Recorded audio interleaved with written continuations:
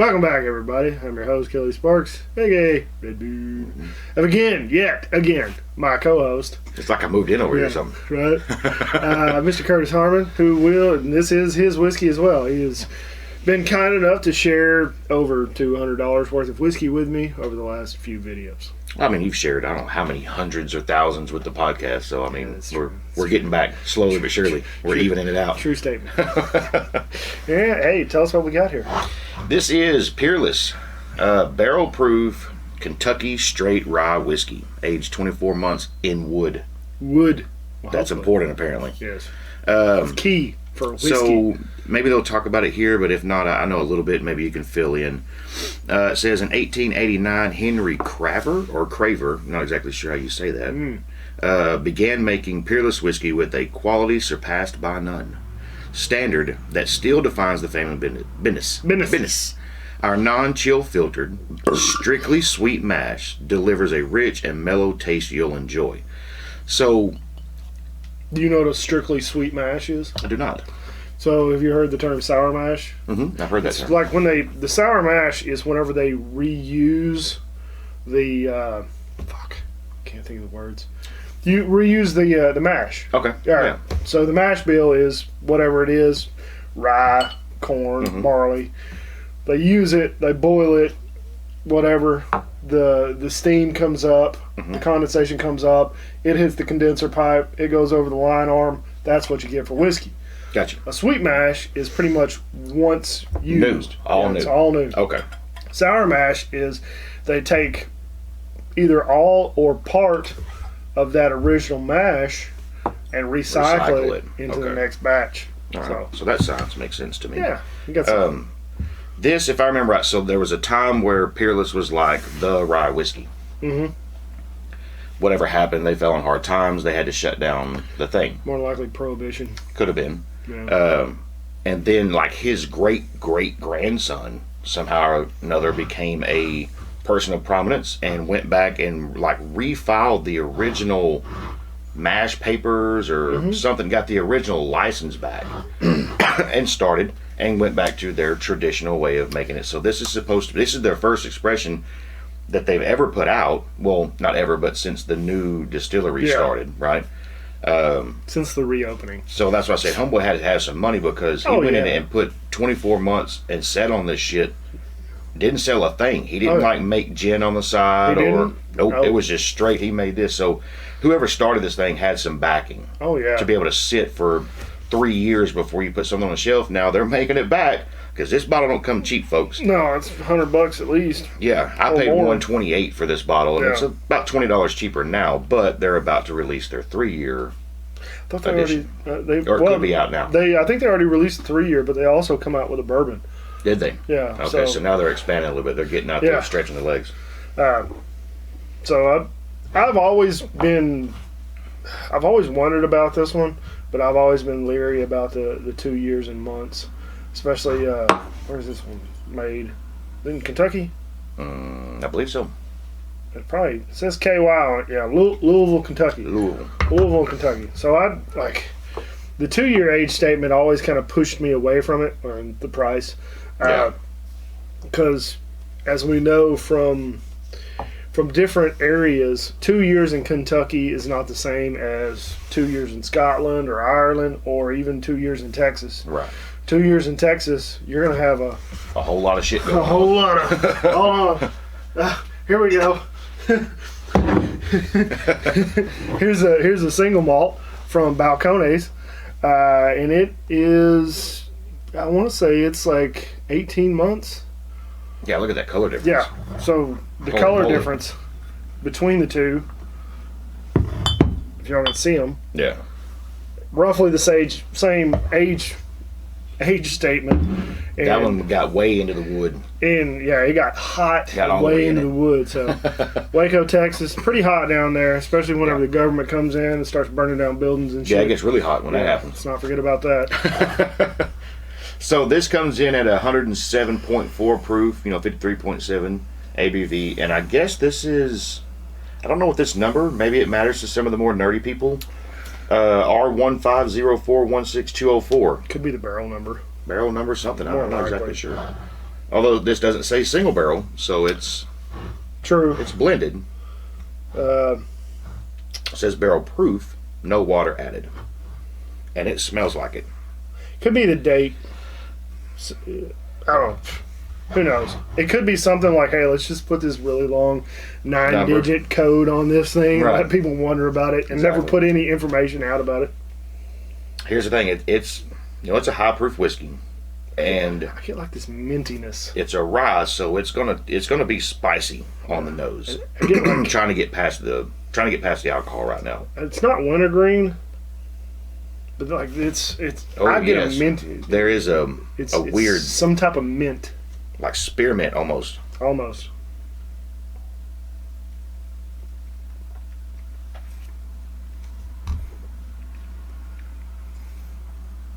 It's fucking tasty.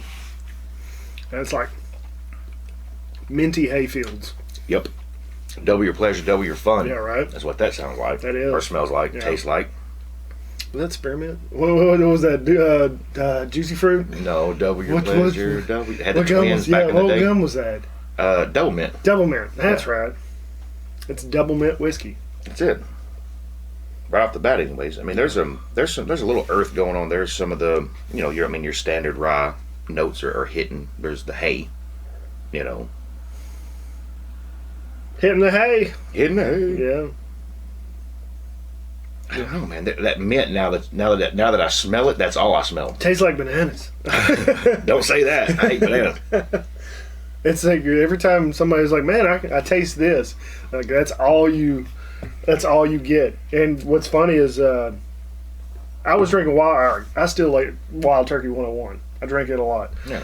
Well, before I really knew the mash bill for Wild Turkey 101 or Wild Turkey in general, because it's all the same mash bill. The bourbon is.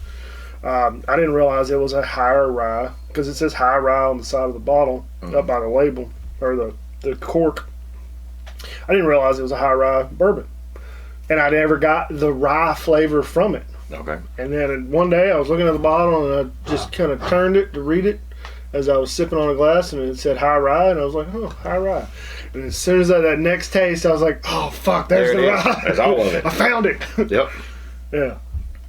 So what's funny is we've done a couple here recently together that were low proof, or I guess standard proof at this point.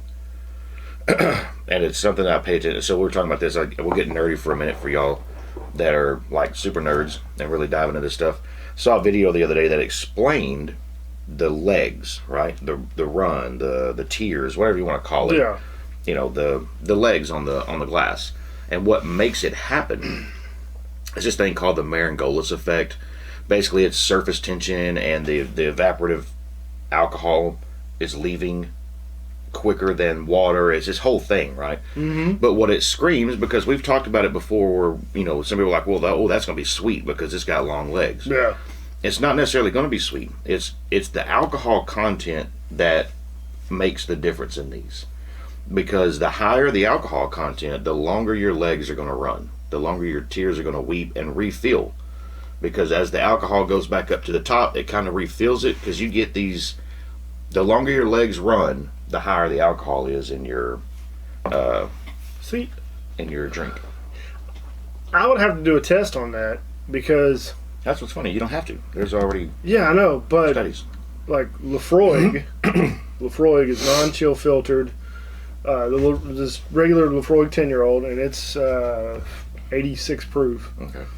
So it's lower, by 20, by 10% than this. Yeah. And it's just as oily and viscous as. Well, now oils are different. Oh, okay. Right. So if it's a very oily whiskey or like an oily wine or something that has alcohol, because you don't get legs on anything unless it has alcohol in it. Yeah. That's the catalyst, right? So yeah, you could have some oils that influence that if it's a very oily whiskey. But the So experiments. what's the difference between the oiliness in the glass and the legs? That they didn't really talk on too much. The main point that they were getting at on the thing that I was watching is you can't use legs as a determining factor on whether or not it's going to be a high or low quality whiskey I got you. or wine or other alcoholic beverage. But what you can do is if you give it a swirl and let it just sit, and the legs take longer to run without even smelling it or seeing the bottle, you know it's going to have a pretty high proof, right? Because you can take them side by side, and we can put a Jameson, a 40% whiskey next to this one, and the legs are going to run way quick. Watery. Yeah, they're going to go away right now. So it's I'll give you a link. You can throw it down in the description for people that really want to nerd out on that for a few minutes. Put it in the comments or something. Yeah. My description's pretty full already. I don't know. Yeah, make it your pinned comment on top. It's another YouTube lady. It's physics girl. She kind of goes balls deep into this thing, and it's cool. I enjoyed watching it, so I'm part nerd. Right on. But this, I don't remember this having that sweet the last time we did this. We did this months and months ago on the podcast. Yeah. And I don't remember it having that sweet note. It's got a little sweetness to it. It could have opened up, oxidized a little bit, changed from that time. Because we pretty much cracked it that night and had the first pour out of the bottle. So now it's had a little bit of time to sit. It's got a sweetness. The oxygen's going to change it a little bit. So it's not going to be drastic. It's not going to turn it from a freaking rye into a bourbon. But, I mean, it will affect over time. Yeah. For only being in 24 months, they managed to get a pretty good flavor out of this. I don't hate it. I wouldn't buy it again personally, not for the price. No. And that's a lot of these brand new craft distilleries, and I say brand new, man, like guys like this here, like this was an $80 bottle of single malt, and it doesn't have the proof on it because somebody forgot to write it in. Oops. But it's about 125, 126. Okay. So it's barrel proof. But you've got other people who, these craft, I don't want to name names. These craft distilleries put a tremendous price tag on some of their products. And I understand you got to recoup your money a little bit, but the average man is not going to go out and spend $150 on a 2-year-old, on an unknown 2-year-old whiskey. I don't care how good it is. Right. We did a couple of ryes or something on the podcast. Maybe I came on your channel and did one, and I was like, man, I kind of like the rye whiskey, and I kind of got looking around like, hey, what's like the next level rye? And I saw this.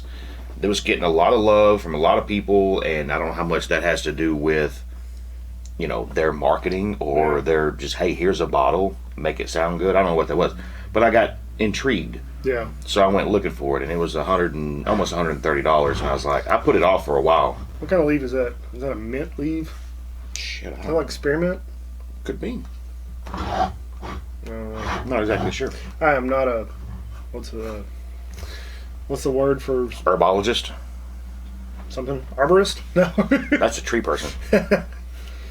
No, that's like Groot. Tree person. That's tree beard. That's tree beard. Yeah. There is definitely a minty, which is kind of refreshing in a way. I mean, I wonder what happened if you were to open this up a little bit. With water? I mean, you're going to proof it down, obviously. It's all the way over there. It is all the way over there, and I don't have much left. Yeah. I wouldn't worry about it. Anyway, it's good. Is it worth $100+? No. Nah. I mean, if I'm going to spend $100 on a bottle of whiskey, I'm going to buy some Lagavulin. There you go. Yeah. Something that's got a history behind it. Yeah. Yeah. I mean, this one has a history, but... Yeah. But it don't. No. They ain't been using that steel for the last 100 years. Another $100 bottle would be... Where'd it go? I mean, even like this Wild Turkey Diamond. This is a bourbon it's a blend of like... It says it on the front. 13 to 16-year-old hand-selected barrels of bourbon. Yeah. Stuff like that. Like, that's got some heritage to it. Right. I mean, and nothing against these guys. It's just... It's a really good rye whiskey. I mean, I don't have anything bad to say about it other than its price. I would like to put it in a blind, and this might be something we do down the road if you want to come back over and share it. Sure. We'll go get a budget rye whiskey. All right. Actually, Wild Turkey. So, you know what? I got a bottle. I don't have a bottle in here. Wild Turkey Rare Breed. You've had Rare Breed. Yeah. It's their barrel proof bourbon. Well, they are coming out with a Wild Turkey Rare Breed rye. Nice. Yes. So, and it's probably going to be around $40. because the rare breed bourbon is like 40, 42 bucks. Okay. So I'd like to put it in a blind, even get like an even more budget rye, Yeah. a high proof rye. Yeah. Go find that $15 bottle and let's just see what we get weird. I mean, Old Forester rye is pretty damn good, and it's 26 bucks. All right. That's what I told you to buy. Yeah, so we gave away to our patrons on and it's pretty damn good. So I'd like to do a blind It tasting. smelled amazing when I opened it. I wanted to taste it so bad, but I'm like, Should nah, have I'm not taken a sip. But yeah, I'd like to do a blind tasting just to give opinions. Right. Because I mean, with 3 rye whiskeys, it's going to be hard to pick which is which. Yep. But oh well. I don't know. Like I said, if you got a buddy that's got some, maybe you can talk him out of a little bit of it, or if you find a bar that's willing to overly price that shot that they're going to give you, because if they paid, which they didn't pay $128 for their bottle, but they're going to sell it anyways. You're going to pay $20 a pour for this. I don't know if it's. Just find somebody that's got a bottle. Yeah. If you're local and you're watching this and you want to take a sip, holler at me. Yeah. We'll make something happen. Reach out on the Discord app. Yeah. Hey, I know you haven't seen it yet because I posted a video this past Saturday's video. Okay. My last beer review for October. Mm-hmm. The very end, the egg, what is it? The Easter egg Okay. was Bert Dodge sitting in his Oh. man chair in front of his. You know, he made that his profile picture now. That's so good. Yeah, he's my Easter egg for the month for that video. That dude's got a hell of a sense of humor. I like that guy. All right, that's all we got. We've been long-winded enough, so don't forget, check the description below for all the links to the Tattered Beans. Any way you want to support me and my channel and my habits and my my dependencies. Don't forget to check out the Bearded Idiots. And like always, folks, don't drink and drive. Share some whiskey. I fucked that one up bad. Drink some whiskey, share with your friends and family. Don't drink and drive. Have a safe night. And take care.